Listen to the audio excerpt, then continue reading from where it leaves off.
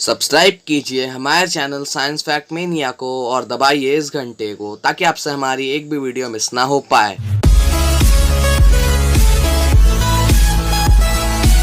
So hello guys, कैसे हैं आप लोग। स्वागत है आपका हमारे चैनल साइंस फैक्ट मेनिया में। और गाइस, जैसा कि हम जानते हैं ये पूरी की पूरी दुनिया बहुत ही बड़ी है और इस पूरी की पूरी दुनिया का बहुत ही बड़ा हिस्सा हमारे ओशंस के पास है और इन्हीं ओशंस की गहराइयों में कई सारे विचित्र प्रकार के जानवर रहते हैं और ये जानवर विचित्र होने के साथ साथ कभी कभी बहुत ही खतरनाक भी हो जाते हैं। और इन्हीं समुद्र की गहराइयों में से एक है Mariana trench. Mariana trench basically एक गड्ढा है समुद्र के भी अंदर, जो कि समुद्र की सरफेस के पूरे 11 किलोमीटर्स नीचे है। जी हाँ, 11 किलोमीटर्स, और वो भी उस 11 किलोमीटर के अंदर भी एक 3 किलोमीटर गहरा गड्ढा है।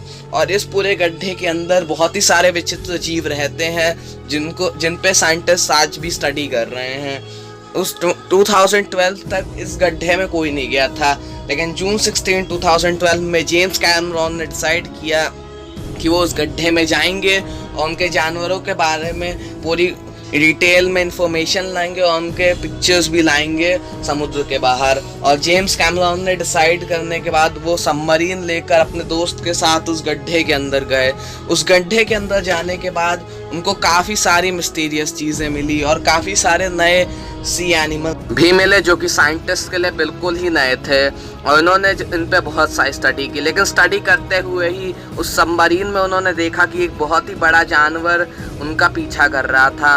उन्होंने बोट को फुल स्पीड में चलाया, उससे एस्केप करने की कोशिश की। एक सेकंड के लिए तो उस जानवर ने उन सबमरीन को पकड़ तक लिया था और वो एक समय के लिए वहीं पे एक तरीके से रुक गए थे, लेकिन किसी तरीके से उन्होंने उससे एस्केप कर लिया सबमरीन को और बाहर आ गए।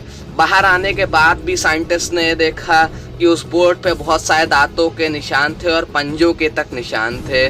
और एक समय के लिए तो जेम्स कैमरॉन इतना घबराए गए थे कि उन्हें लगा था कि वो अब बच नहीं पाएंगे, क्योंकि समुद्र के इतना नीचे अगर वो जानवर गलती से भी उनकी बोट को हिट कर देता तो समुद्र के इतना नीचे सरवाइव करना बिल्कुल इम्पॉसिबल है, क्योंकि वहाँ पे बहुत वाटर प्रेशर होता है। तो वहाँ से फिर वो बाहर ना निकल पाते और वहीं पर मर जाते हैं।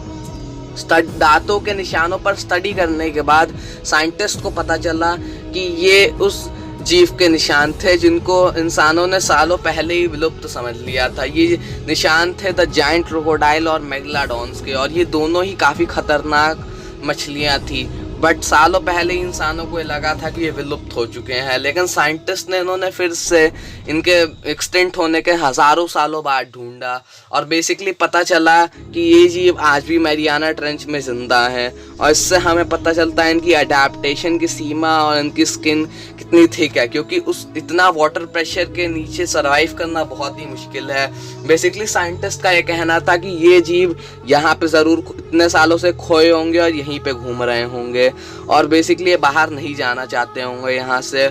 और ये सब बोलने के बाद साइंटिस्ट ने इस मिस्ट्री को तो कवर कर लिया, लेकिन एक और मिस्ट्री थी जिसके बारे में समुद्र से साइंटिस्ट बहुत ही क्यूरियस थे जानने के लिए। ये मिस्ट्री थी 1966 की, जब द ब्लूप नाम के एक आवाज़ को ढूंढा गया। ब्लूप बेसिकली एक रू फ्रीक्वेंसी की एक आवाज़ है जिसकी पिच बहुत ही हाई है और जो आवाज़ सुनने में लगता है एक बहुत ही बड़े जीव की है।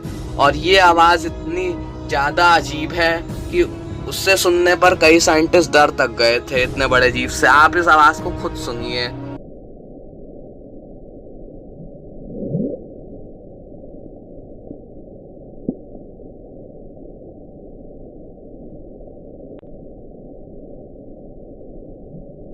इस आवाज़ पे स्टडी करने के बाद जब साइंटिस्ट ने उसके आवाज़ की साउंड पिचिंग और उसके पूरे मास को एस्टिमेट करके उसके शरीर को निकालने की कोशिश की, तो साइंटिस्ट को पता चला कि ऐसी आवाज़ निकालने वाला जीव पूरा इतना बड़ा हो सकता है, जैसा कि आप स्क्रीन पर देख पा रहे होंगे। लेकिन एक और चीज़ मिली 2012 में भी, जिससे साइंटिस्ट ने इस मिस्ट्री को अनकवर कर दिया। साइंटिस्ट ने साफ साफ देखा कि ग्लेशियर्स और आइसबर्ग के टूटने पर, पानी में गिरने पर एक बहुत ही हाई और लो फ्रीक्वेंसी आवाज़ प्रोड्यूस हो सकती है जो कि ब्लूप के आवाज़ से मिलती है। तो साइंटिस्ट का यही कहना है कि ये कोई जानवर नहीं है, बट ये बड़े बड़े आइसबर्ग्स जब और ग्लेशियर्स जब पानी में मेल्ट होते हैं और टूट के गिरते हैं तभी ये हाई फ्रीक्वेंसी की आवाज़ प्रोड्यूस होती है, जो कि सुनने में तो किसी जानवर की आवाज़ जैसी लगती है, बट ये किसी जानवर की आवाज़ नहीं है। ये सिर्फ और सिर्फ एक आवाज़ है जो कि ग्लेशियर और आइसबर्ग्स के मेल्ट होने पर मिलती है। और इसी से साइंटिस्ट ने इस मिस्ट्री को अनकवर कर दिया, और इसीलिए कहते हैं कि कोई भी मिस्ट्री को बस दिमाग लगा के सोचना पड़ता है और फिर उसका सल्यूशन मिल जाता है। जबकि द ब्लूप की आवाज़ बहुत ही मिस्टीरियस थी और तब भी साइंटिस्ट ने पता लगा लिया कि आखिरकार ये है क्या। तो गाइस चलिए आज की वीडियो के लिए बस इतना ही। मैं होप करता हूँ आपको वीडियो बहुत पसंद आई होगी। लीव अ लाइक अगर आपको वीडियो पसंद आई, साथ ही साथ हमारे चैनल साइंस फैक्ट में को सब्सक्राइब करिए, साथ ही साथ कमेंट करके बताइए आपको वीडियो कैसी लगी और शेयर तो ज़रूर करिएगा ताकि अपने दोस्तों तक भी ये बहुत ही इंटरेस्टिंग इन्फॉर्मेशन पहुँचा सकें। तो गाइस वीडियो देखने के लिए बहुत बहुत थैंक यू। मैं मिलता हूँ आपसे अगले वीडियो में। Till then stay tuned and thanks for watching.